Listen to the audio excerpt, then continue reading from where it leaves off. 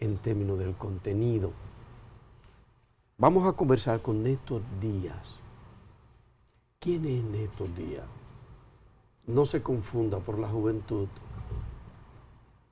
en cuanto al conocimiento y la formación. Analista internacional y de temas históricos, justo en el momento en el que el mundo está cambiando, en el momento mismo en que el mundo, en términos geopolíticos, está sufriendo una transformación en el dominio de la economía y la política, con la irrupción agresiva de China y con lo que está haciendo para mantenerse Rusia después de haber sido disuelta como Unión Soviética, y lo que está pasando con los Estados Unidos. Bienvenido, Néstor. Bueno, para mí es un honor estar junto con ustedes acá, en este podio y espacio que realmente, aparte de ser un boom en el término viral, también se ha convertido en un punto de referencia para lo que es el análisis de temas como estos. El mundo, ¿cómo tú lo ves ahora en tu visión general? ¿Cómo tú estás viendo lo que está pasando ahora mismo en esta recomposición de la dominación? Hubo un analista español muy conocido en el ámbito de las redes que se llama César Vidal, me parece que tal vez lo hayan escuchado. Sí. César Vidal escribe un libro que se llama Un Mundo en Cambio, que por cierto es un excelente material. Y él hace una propuesta que no es nueva, pero es una propuesta interesante que podría resumir con coherencia la respuesta a esa pregunta. Estamos en un mundo en cambio, y es un mundo en cambio en tres sentidos. Primero, en el cambio de paradigmas. Ya no se puede hablar de un mundo de derechas y de izquierdas. Hay que hablar de un mundo de nacionalistas y de globalistas, porque el proceso de globalización obviamente ha desembrozado una serie de resortes que han permitido en este sentido que tengamos una nueva apreciación de las realidades geopolíticas. En segunda instancia, es un mundo en cambio en el ámbito ideológico. No solamente cambian los paradigmas, sino que cambian las ideologías de turno, dándole en este caso mayor apreciación a lo que son las ideologías de corte minoritario por encima del ámbito mayoritario. Y en segunda instancia, es un mundo en el que los valores están de cabeza. Y cuando digo valores de cabeza, no solamente me refiero al ámbito de lo moral, sino que también estoy pensando en el discurso. Sorprendentemente, lo que antes se consideraba dictatorial, hoy en día es aplaudible. Lo que antes se valoraba o se apreciaba como dictatorial y autocrático, hoy es aplaudible y se considera democracia. Mientras que la libre expresión en contra de algún tipo de medida estatal hoy se considera terrorismo y expresión autoritaria. Entonces hay un cambio de paradigma. Por supuesto que sí, totalmente. Sí. Así que estamos en un mundo en cambio. Esa sería la forma como responderíamos a esa pregunta. Sí. Tú sabes que los tres tenemos un amigo en común que el tiempo, que un dictador. y hay que capitalizar siempre el tiempo. Salvador citaba algo, la disolución de la Unión Soviética, de Lenin, Stalin y esos grandes líderes. Incluso el enfrentamiento de Stalin y Trotsky, que fue muy interesante. Cae el muro de Berlín en 1991. Viene un joven, Vladimir Putin, de la KGB, muy preparado, enfrenta a Anatoly Shoa, pero Anatoly Shoa gana la alcaldía, pero Putin se sigue proyectando, aparte de la disolución por Gorbachev, Boris Yeltsin, se digrega la Unión Soviética. Viene Putin, resurge, viene una Rusia con un poderío fuerte, viene más recompuesta y se hace una federación rusa. Ahora hay un problema con Ucrania, para ir resumiendo, con Ucrania. Yo quiero que tú me hables de ese problema, de ese conflicto de Rusia y Ucrania, y en qué puede afectar si se daría una posible guerra, porque como se habla del gasoducto y se habla del petróleo, ¿en qué podría afectar eso a República Dominicana en tal caso? Bueno, es una pregunta doble, vamos a responderla en la primera instancia. Primero, el tema de Rusia-Ucrania en su relación no es un tema reciente. Ebbinghaus diría en una ocasión que las disciplinas generalmente tienen una historia reciente y un pasado remoto. Lo mismo pasa con los conflictos geopolíticos. El caso de Rusia y Ucrania es un caso que debe ser retrotraído al momento en que Ucrania fue absorbida por el Imperio Ruso en el año 1772, finales del siglo XVIII.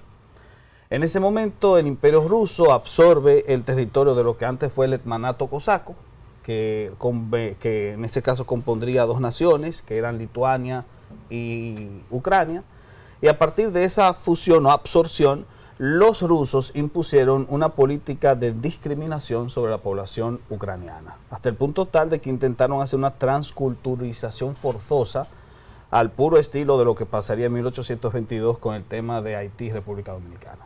Sí. Entonces, esta transculturización forzosa llevó en este caso a que el ucraniano nacionalista mirase con malos ojos al ruso invasor. Hubo una segunda experiencia, puesto que tras desmembrarse el Imperio Ruso con la Revolución Rusa de 1917, inmediatamente los ucranianos lograron respirar una libertad que los llevó a la atomización de su territorio y se formaron las famosas 4 Ucranias. 4 Ucranias que se fueron unificando y a través de esos procesos de unificación terminarían siendo absorbidas por segunda vez, en este caso por la Unión Soviética, formándose lo que es la RSS en 1921. La República Socialista Ucraniana fue un estado más satélite de la Unión Soviética.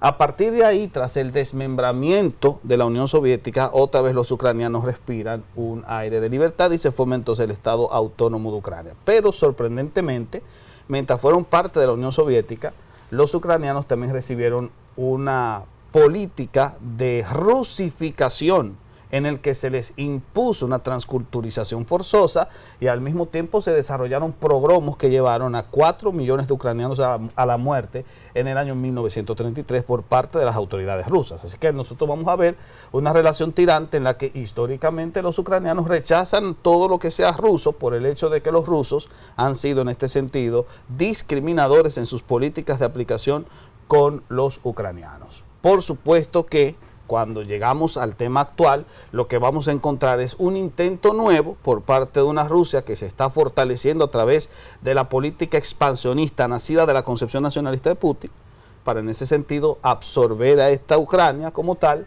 después de haberse anexado a Crimea y los ucranianos no tener una base militar sólida para poder recuperar ese territorio. Así que desde esa perspectiva, los ucranianos siempre han estado bajo el temor de una invasión rusa. Y esa es la razón de por qué el conflicto está latente, porque es un conflicto de siglos que hoy en día está siendo rehabilitado, entiendo yo, por 2 factores principales.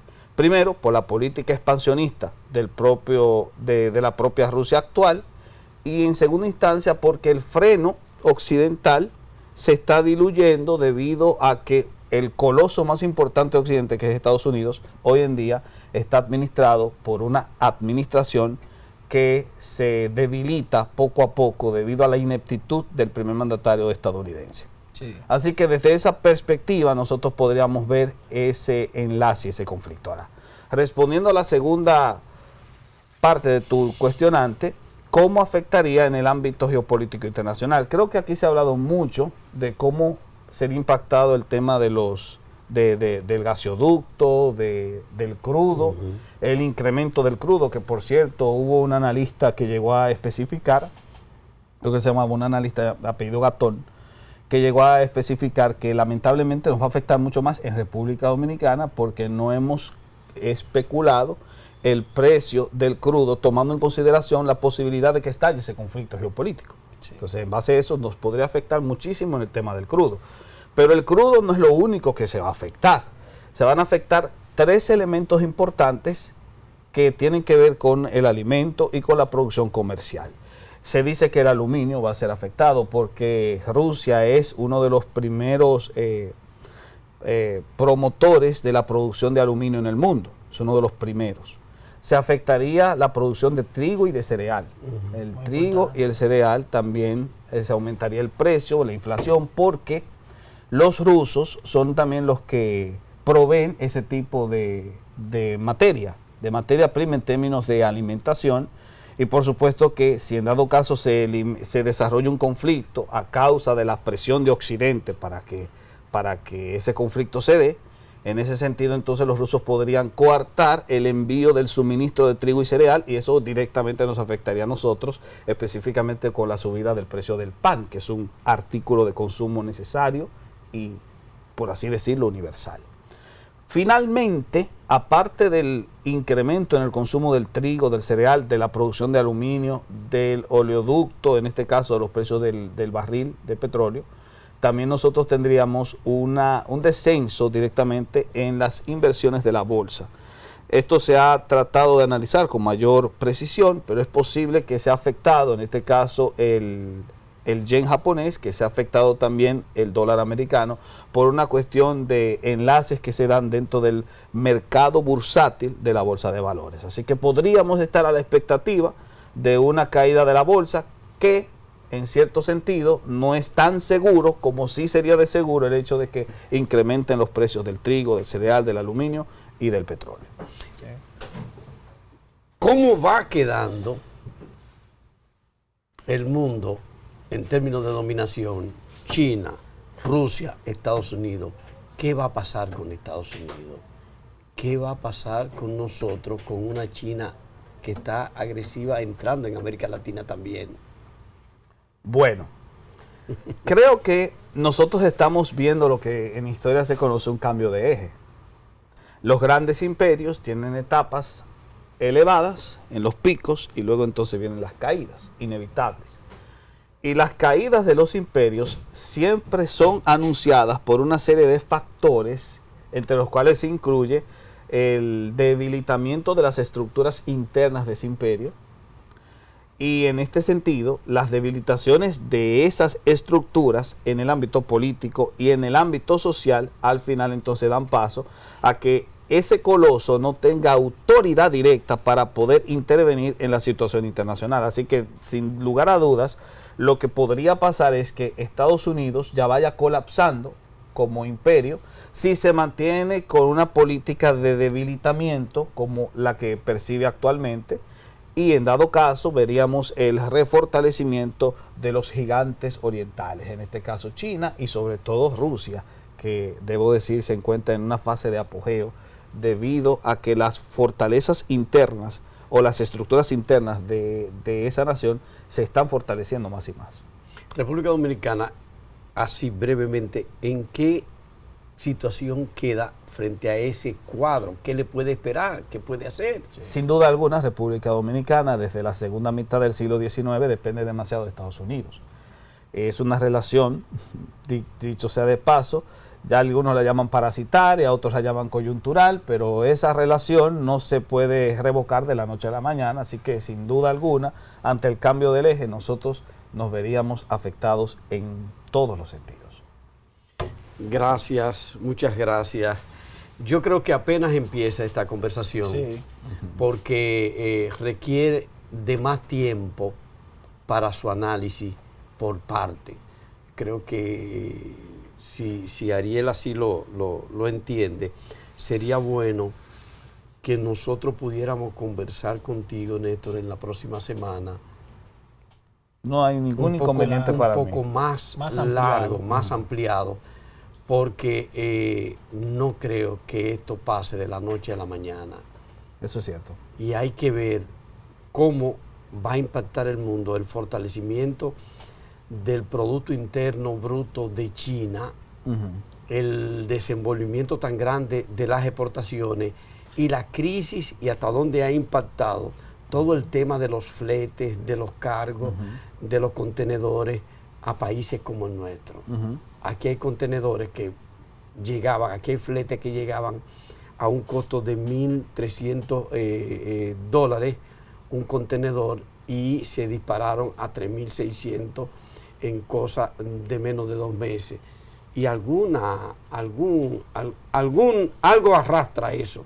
Por cierto. En todos los sentidos. Y el tema también del agua, que trae un recelo con los Estados Unidos, porque Estados Unidos indicaba que China tiene el 18% de la población mundial, pero apenas tiene el 8% del agua, y que China se ha aproximado, según Estados Unidos, a los países de Centroamérica y de todos los países de América Latina, porque aquí comprende el 37% del agua dulce. Y es un tema que hay que tocarlo. Néstor Díaz, gracias infinitas. Ariel Lara y Salvador Sánchez le dicen buen feliz resto del día. Mañana a las 4 de la tarde, de nuevo, bajo la producción de Josefa Díaz, Cronómetro Político.